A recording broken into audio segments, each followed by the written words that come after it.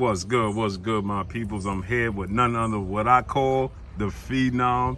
And now I got somebody else to back me up on calling the Phenom. But first thing first, congratulations on your victory Saturday night, man. How you feeling, champ? Thank you, man. Appreciate it. I'm feeling great. No, you too. I'm at the gym, just, chilling.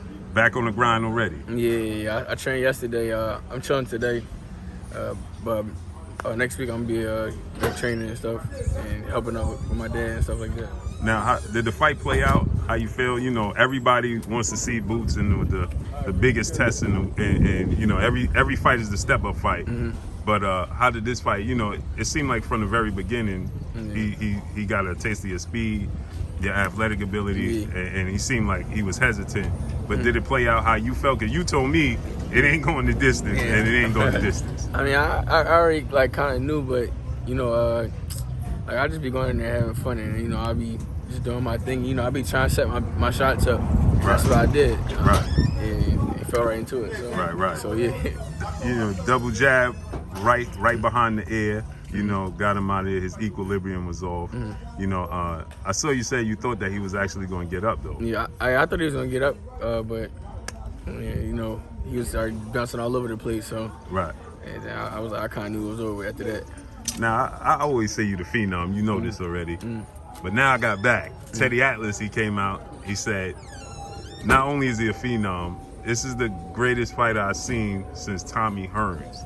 When you hear Teddy Atlas say, he said that he don't see you having a test, regardless of who it is, until you get to 160 or above. That's when he see you having a test. So when you hear somebody like Teddy Atlas, a Hall of Famer, speak that highly of you, what's your thoughts on that? I mean, it's great, having people speak about me. But like I always say, the job ain't done. I got belts and goals to achieve, and things like that. I appreciate the love, though. Just wanted to start. Mm-hmm. Mm-hmm. Now, after the fight, Errol Spence was sitting ringside, and y'all was going back and forth. You just tell the people that they interested in what was said. And who started it? I started it. I couldn't really hear what he was saying, but I just saying about the real even. I said it's time to go fishing, and stuff like that. Right. Yeah. and he responded to you. You saw he said that they ain't a fishing rod big enough to wheel this fishing. Mm-hmm.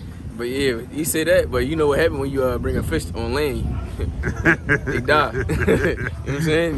When a fish get on land, they start screaming and they die. But I'm saying dudes going back and forth, but hopefully we can make it happen. Right. Now, when you have fights that short, the training camp all this time, and then the fight ends that quickly, do it make you more anxious? That's why you quick to get back in the ring. It's like, you could say that, but like I always say, the job not done. I'm in here trying to perfect my craft and continue to keep getting better. Mm-hmm. But when you have an early night, it's always a good thing. No bumps, no bruises, no brain damage, none of that. So right. It's always great to have a good early night.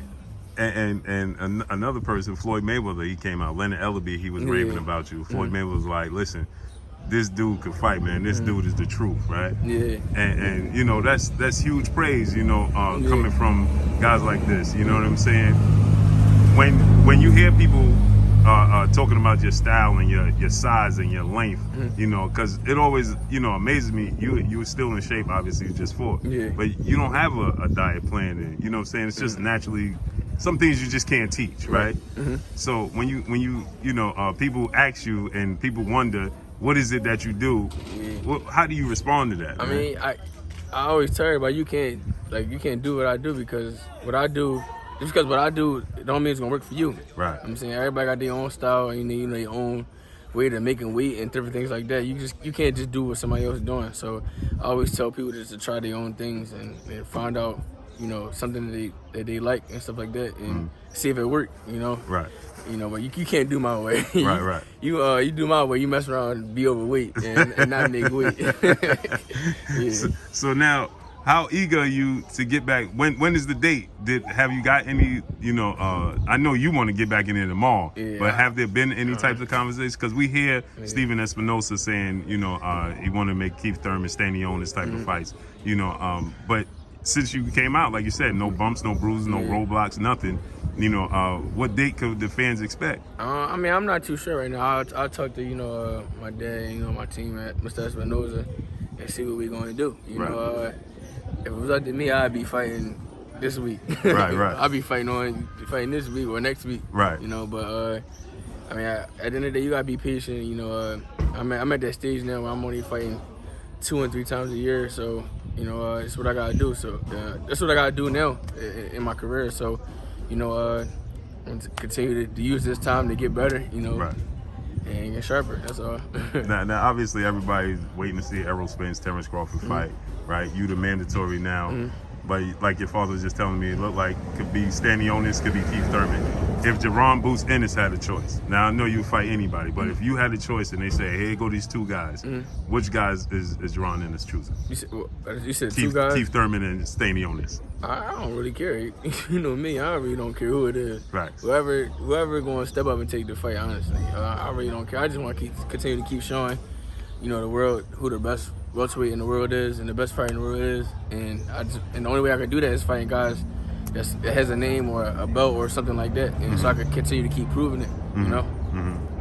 Now, you said that you plan on moving up. What's the highest you think you could go in weight? 68.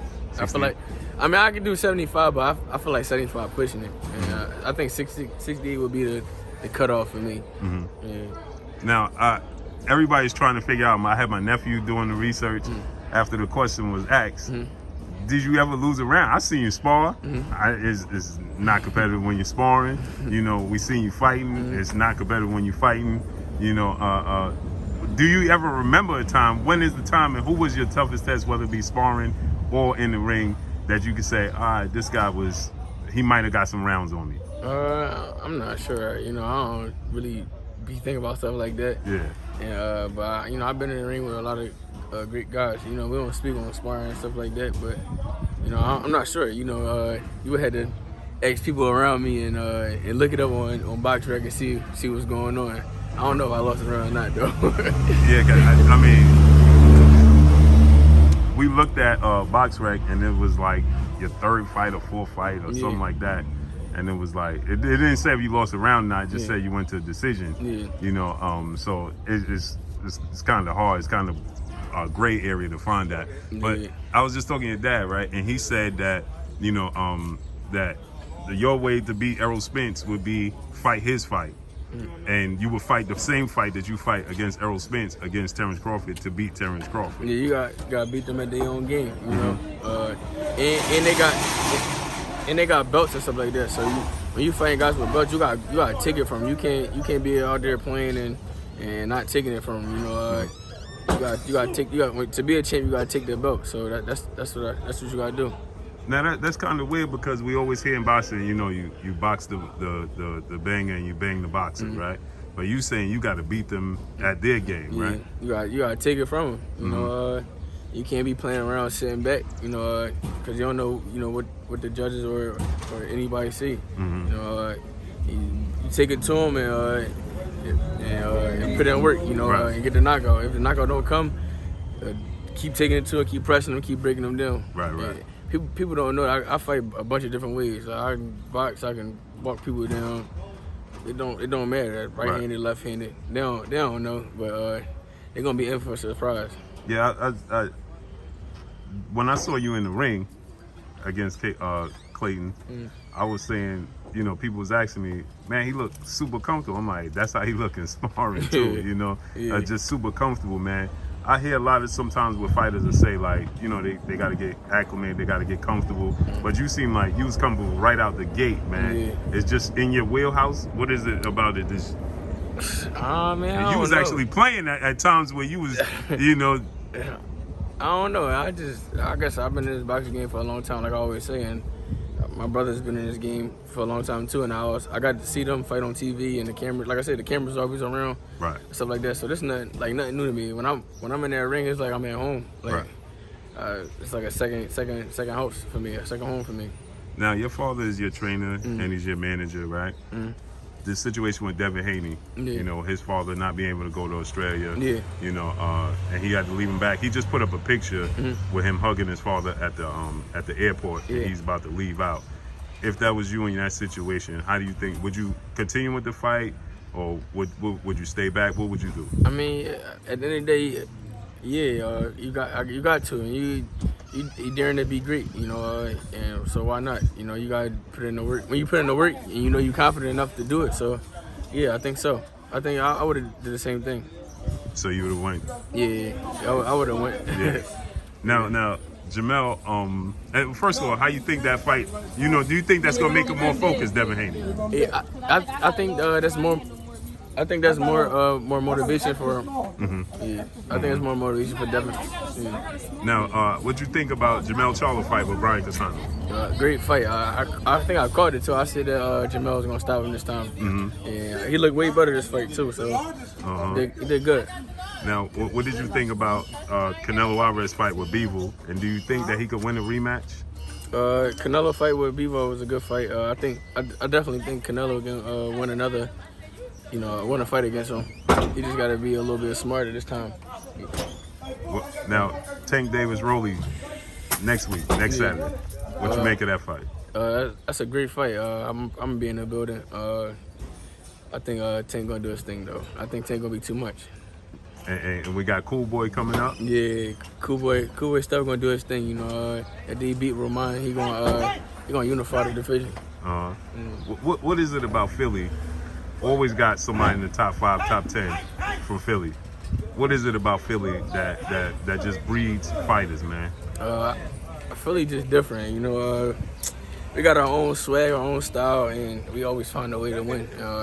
And like I said before, I think Philly about to be back on the map on a whole different level now. I feel like we got a lot of up-and-coming guys that's going to take over the game. And cool, you know, Scooter already got his belts, but you got me coming up, and I'm about to be a world champion soon. And that'd be 2 world champions in Philadelphia. Then I feel like we're gonna have a few more. I feel like we're gonna take over this boxing game and be the the boxing city again. Now let me ask you one more question. Tank and Shakur, they was going back and forth. Tank said he gonna drop down to 130 after this fight. Shakur said, "Let's make it happen." What do you make of that fight? That's a great fight. Why not? Two superstars fighting. You know, showing who's trying to see who the best. You know, I like that fight. It's a great fight. Yeah. Now, Ishmael Salas, the trainer of Yordenis Ugas, he said that regarding the Errol Spence Terrence Crawford fight, he stated that if Errol Spence show up like he did against Ugas and them, he don't see no way that Terrence Crawford could be successful and beat Errol Spence. Do you feel that way too? I mean, you can't really say. You can't really say because we ain't gonna be able to tell until fight night. You know, like I always say, that fight is a 50-50 fight. You know, 2 good fighters. You know, and we'll see you on fight night. You know. We'll see who the best man is on fight night. As long as you get the winner. Yeah, as long as I get the winner and I get them belts, that's all I'm worried about. I really don't care who wins. Right. So I appreciate you, champ, man. Giving me time as always. You know, man, can't wait to see you back in the ring. And congratulations once again, man, on your victory, man. And endeavors moving forward, champ. Thank you. Appreciate it, man. Appreciate you. Thank you.